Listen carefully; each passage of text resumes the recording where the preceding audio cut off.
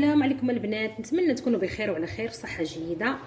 البنات وصفه اليوم عندنا غريبه ديال القرنفل، نتمنىها تعجبكم.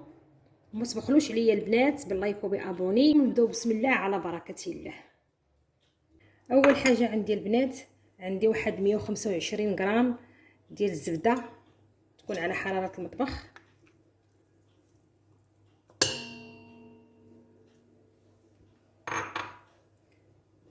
كتجي يعني رائعه. عندي تقريبا هنايا واحد الكاس ديال السنيده. الا بغيتي ديريها يعني عاديه في القصريه ودلكيها هي كتبغي تدليك مزيان ما كاين حتى شي مشكل. كنزيد عليهم واحد الكاس ديال العنبه ديال الزيت، كنزيد واحد نص كاس ديال الجنجلان عادي، واحد نص كاس ديال اللوز مهرمش حتى هو عادي ما محمرش، واحد نص كاس ديال الكوك، واحد معلقه صغيره ديال القرنفل،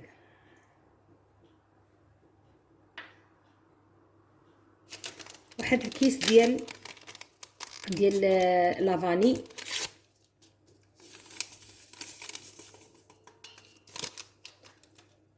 قبيصه الملح. اما بالنسبه للدقيقه البنات على حسب الخليط، هي ما خاصهاش تجي قاصحه ما خاصهاش تجي رطبه، يعني تجي متوسطه. نبداو بسم الله على بركه الله.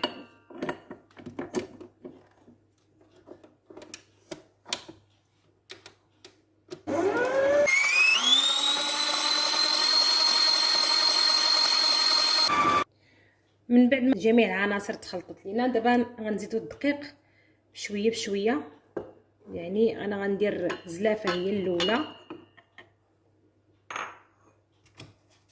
وعاده غادي نخلطها عاده باش نزيد الزلافه الثانيه ونشوف العناصر كيفاش غادي تعود ليا.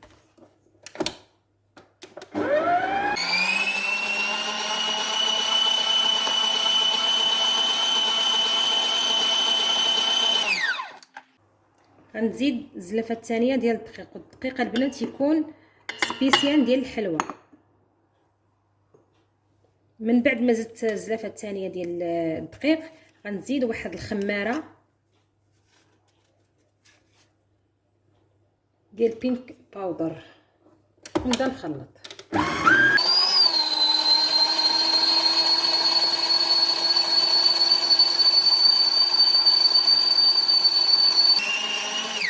نشوفوا واش هذاك القوام اللي بغينا باقي. غنزيد ثاني الزلافه الثالثه ونخليها طحن.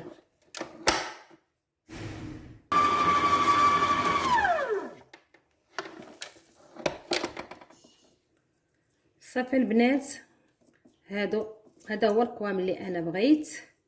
البنات عندي لكم واحد النصيحه، في حاله الا ترملت لكم، انا ما ترملتش ليا مثلا الدقيق ديالكم، يعني علاش قلت لكم انا الدقيق البنات يكون ديال الحلويات. في حاله الا ترملت لكم غتزيدوا واحد شويه ديال الزيت باش تجمع لكم.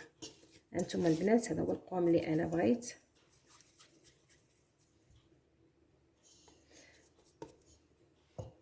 دابا غادي نشكلها ونعاود نرجع عندكم. البنات انا خديت اللاطه اللي ندخلها الفران، ودابا غادي نبدا نشكل. نتوما اللي غتحكموا شحال ديال المقدار ديال الغريبه اللي بغيتو ديروا.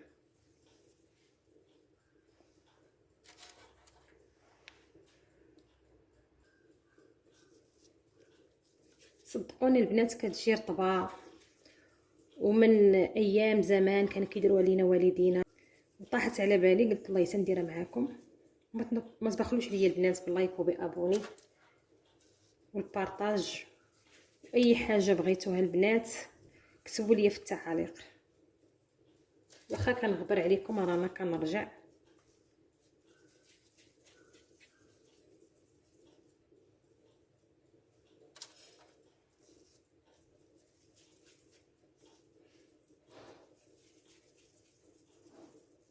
هانتوما البنات انا غنبقى مستمره بحال هكايا تنوريكم الطريقه ديال التزيين. البنات بالنسبه لطريقه التزيين انا كنزينها بالقرنفل، ولا كاينين في الدول العربيه تيقولوا ليها المسامير. انايا غادي نزين، انا اختاريت هذه لانها هي سميتها غريبه ديال القرنفل.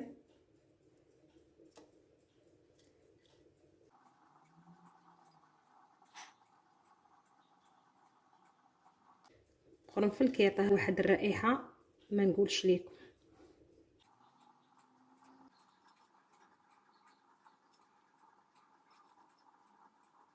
صافي البنات انا غنبقى مستمره بحال هكا تنكمل كاع الطاوه ديالنا، وغندخلها الفران على درجه الحراره واحد 180. غنطيبها من التحت تتشق لينا، عاد نطلعها الفوق نحمرها ونعاود نرجع عندكم. البنات هذه هي الحلوه اللي انا شاركت معكم، هي هذه ديال غريبه ديال القرنفل. نتمنى البنات تعجبكم. هانتوما كتجي هشيشه بزاف.